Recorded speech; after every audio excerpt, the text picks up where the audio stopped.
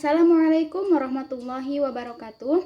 Nama saya Rana Faridah Zahra dari kelas PAI 2A. Saya akan memaparkan materi yang berjudul konsep motivasi belajar pada mata kuliah teori belajar. Untuk pembahasan yang pertama yaitu pengertian motivasi. Apa itu motivasi? Motivasi adalah suatu pendorong yang mengubah energi dalam diri seseorang ke dalam bentuk aktivitas nyata untuk mencapai tujuan tertentu. Dalam kata lain, motivasi adalah kondisi psikologis yang mendorong seseorang untuk melakukan kegiatan belajar. Selanjutnya ada macam-macam motivasi. Motivasi ada dua macam. Yang pertama motivasi intrinsik dan yang kedua ada motivasi ekstrinsik. Motivasi intrinsik adalah motivasi yang timbul dari diri sendiri. Contohnya seorang siswa yang belajar atau pergi ke sekolah tanpa adanya dorongan dari seorang lain, karena siswa itu sudah memiliki kesadaran akan pentingnya mencari ilmu gitu. Itu motivasi intrinsik yang timbul dari dalam diri sendiri.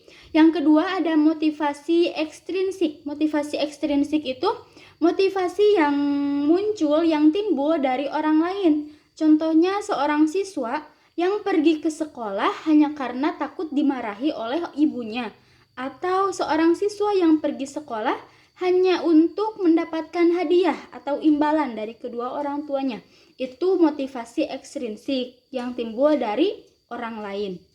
Selanjutnya ada fungsi motivasi dalam belajar. Ada 3 fungsi motivasi dalam belajar. Yang pertama, motivasi sebagai pendorong perbuatan. Yang kedua, motivasi sebagai penggerak perbuatan. Dan yang ketiga, motivasi sebagai pengarah perbuatan. Pembahasan selanjutnya yaitu bentuk-bentuk motivasi belajar. Yang pertama, memberikan angka. Angka yang dimaksudkan sebagai simbol atau nilai dari hasil aktivitas belajar anak didik. Kemudian motivasi yang kedua ada memberikan hadiah. Hadiah adalah memberikan sesuatu kepada orang lain sebagai sebuah apresiasi, penghargaan atau cenderamata. Motivasi yang ketiga yaitu mengadakan kompetisi. Karena dengan adanya kompetisi itu persaingan. Jadi setiap siswa bersaing untuk mendapatkan nilai yang terbaik.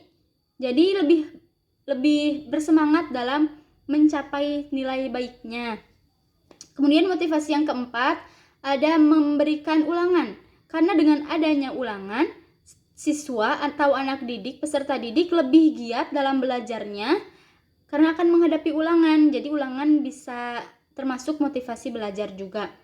Kemudian motivasi selanjutnya ada mengetahui hasil. Jadi siswa dengan siswa mengetahui hasil dari belajarnya atau nilai dari ulangannya, maka siswa akan lebih semangat untuk mempertahankan.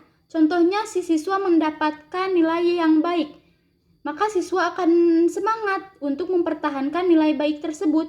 Atau bahkan siswa tersebut mendapatkan nilainya turun dari sebelumnya, maka siswa tersebut akan lebih giat agar nilainya kembali seperti semula.